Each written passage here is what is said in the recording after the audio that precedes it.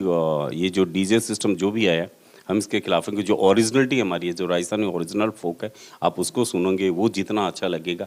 ये DJ mix सिर्फ आपका एक दिन का है, तो मैं तो उसके खिलाफ हूँ और मैं उसको गाना भी पसंद नहीं करता, तो मैं उसके एकदम खिलाफ हूँ। नमस्कार, इस वक्त पौदार फार्म हाउस बिसाऊ में हम हैं और हमारे साथ हैं प्रख्यात लोक गायक ही कहेंगे हम, क्योंकि लोक संस्कृति से रचे बसे और वैसे बॉलीवुड में भी अपनी प्रस्तुति दे चुके, नाम कमा चुके, मुंबई में रहते हैं, जो मनोज छाप्रवाल हमारी शेखावाटी के हमारे बीच के रहने वाले हैं। मनोज जी भाई साहब का हम स्वागत करते हैं। मनोज जी भाई साहब बिसाऊ आते रहते हैं और आज फिर इनसे मुलाकात का मौका मिला। मनोज जी भाई साहब, कैसा लग रहा है इस बार? Thank you. सबसे पहले तो ये कि मेरा फेवरेट चैनल है क्या जिसको मैं देखता हूँ, और लास्ट टाइम आया तब भी चलो मैंने कुछ बाइट दी थी, और आज भी मूड हो गया चलो हम बाइट देते हैं। तो बिसाऊ तो मैं ये कहता हूँ कि बिसाऊ मेरा गांव है, तो बिसाऊ आके मुझे बहुत अच्छा लगता है। इवन बिसाऊ आने की जब भी हमारी बात होती है, हमारा बॉस जो है वो कमल पोदार जब भी ये बोले बिसाऊ, तो मैं रेडी रहता हूँ क्या चलो बिसाऊ चलते हैं। बिसाऊ के लिए एकदम तैयार एनी टाइम, बिसाऊ के लिए एनी टाइम। अच्छा, देखिए गायकी का मेरे ख्याल से लगभग 20 से 30 साल का सफर कितना लंबा? 25 प्लस हो गया, 35 साल के ऊपर हो गया गाते अच्छा, ये राजस्थानी गीतों पर ज्यादा काम कर रहे हैं इन दिनों, या फिर आप हिंदी गानों पर भी काम कर रहे हैं? नहीं, मेरा शुरू से ही राजस्थानी लोकगीत का ही था, क्योंकि मैं राजस्थानी लोग, मेरा बेस भी फोक का था, तो फोक बेस मैंने चूज किया था, तो इसीलिए लोकगीत का और भजन का ये मेरा ज़्यादा रहा है, उस पर ही ज़्यादा फोकस है। बॉलीवुड में तो कम से कम मेरे ख्याल से 10 साल हो गया, क्योंकि मैं सीरियल करता था, कुछ गाए भी थे, फिर छोड़ दिया था कि वो थोड़ा मेरा मैच नहीं हो रहा था अपने साथ में, और मुझे राजस्थानी कल्चर के लिए था, तो राजस्थानी है मेरा मेन। अभी स्टेज शो के अलावा और क्या, मतलब आप जैसे अपने एल्बम्स वगैरह पे भी काम कर रहे हैं?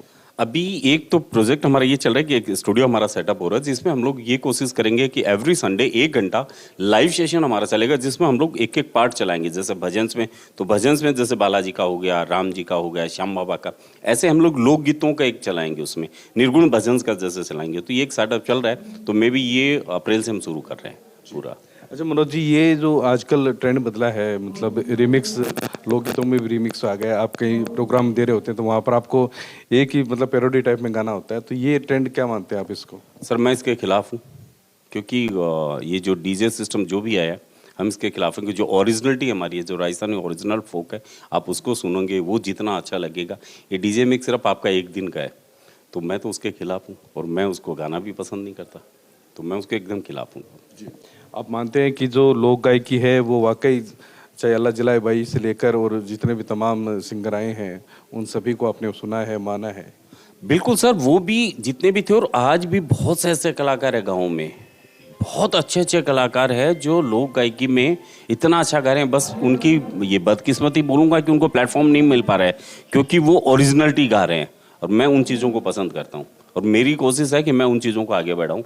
और ये रहती भी है कि हाँ, जैसे मैंने आज भी एक आर्टिस्ट को देखा है, यहाँ के बिसाऊ के एक ग्रुप को देखा है, तो मैं उनको ये वादा किया हूँ कि अगले साल मैं मुंबई में एक मंच पे उनको बुलाऊंगा, ये मेरा वादा है। तो जो ओरिजिनलिटी है, मेरी कोशिश है कि मैं उसी को लाऊं। मैं डीजे के और उनके खिलाफ हूँ, मुझे नहीं, और मैंने किया भी नहीं ऐसा काम, और आगे होगा भी नहीं। खैर, मैं ऐसा इस तरीके से नहीं करूँगा रिमिक्स का, जो हमारी ओरिजिनल है हम वही गाते हैं। मनोज जी, जो लोक गायकी में आपने बहुत सारे गीत गाए हैं, आपका फेवरेट गीत कौन सा है?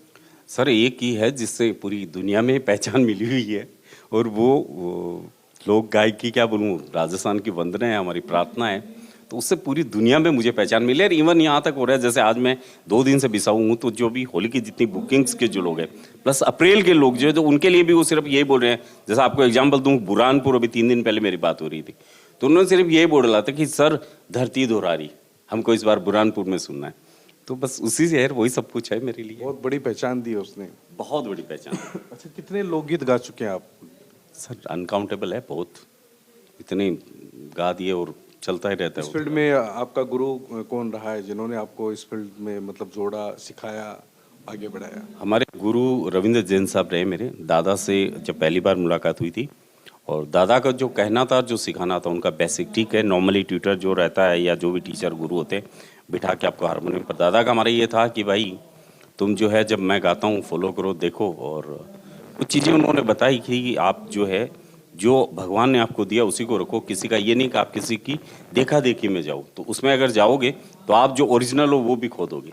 तो मैंने वो एक सीख रखी। दूसरा उन्होंने बोला था कि आप संबंध जितने कमाओगे आपके उतने ही काम आएंगे, तो दादा की ये सीखे मेरे लिए अच्छी है काफ़ी कुछ। हाँ बिल्कुल, वो तो रिलेशन तो है ही सबसे, और उसी को ही मैं ज़्यादा मानता हूँ। तो ये ईश्वर की कृपा है, हमारे बालाजी महाराज की कृपा है कि हमको वहाँ तक बिठाया। एक छोटे से गांव से हम जो निकल के आज इतने साल से मुंबई में कर रहे हैं।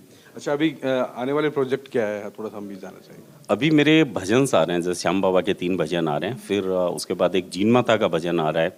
तो लाइन से सारे रिकॉर्डेड अब रिलीज पे है, मतलब जैसे अभी फागुन के पहले श्याम बाबा वाले आ रहे हैं।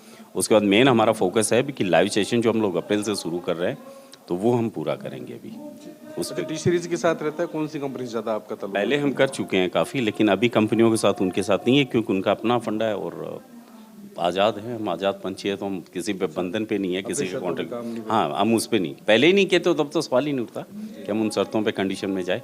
हम अपनी मर्जी से, क्योंकि उनके साथ ये है ना, फिर आपके बजट को लेके और सारी चीज़ें इश्यू आती है। यार मेरे संबंध लोगों से इतने बन गए कि जहाँ हम बजट की बात ही नहीं कर सकते पैसों की, तो ये मेरे लिए सबसे बड़ी बात है। तो वो मैं इसलिए कंडीशन में नहीं जाता कहीं। जहाँ प्यार है, आपस वाले हैं, अब आपका उदाहरण लो, आपके बिसाऊ का ही, तो यहाँ पैसे की बात नहीं हो सकती जीवन में। हाँ, इसीलिए बोल रहा हूँ ना, यहाँ पैसों तो ऐसे बहुत सी जगह है, राजस्थान में बहुत सी जगह है जहाँ से मेरा जुड़ाव है, लगाव है वहाँ से, तो वहाँ पैसों की बात नहीं हो सकती।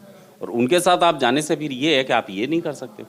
तो अभी हम आज़ाद है, ऐसे आज़ाद ही रहना पसंद है। चलिए, देखिए, आज़ादी का एक अपना सुकून होता है, एक अपना मज़ा होता है।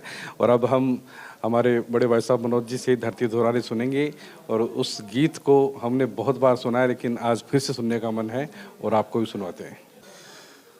हुआ तो सुरिगाने सरी मावे, ई परिदेव रमण ने आवे, ईरो यश नर नारी गावे, धरती दोरारी, वो धरती दोरारी। हुआ तो सुरगाने सरमावे, ई पर देव रमण नहीं आवे, ईरो यश नर नारी गावे, धरती दोरारी, वो धरती दोरारी। बधरती दोरारी, अधरती दोरारी, दोरारी दोरारी धरती, दोरारी दोरारी धरती दोरारी, वो मीठे मोरारी। हुआ तो सुरगाने सरमावे, ही पर देव रमण नहीं आवे, हीरो यश नर नारी गावे, धरती दोरारी, वो धरती दोरारी।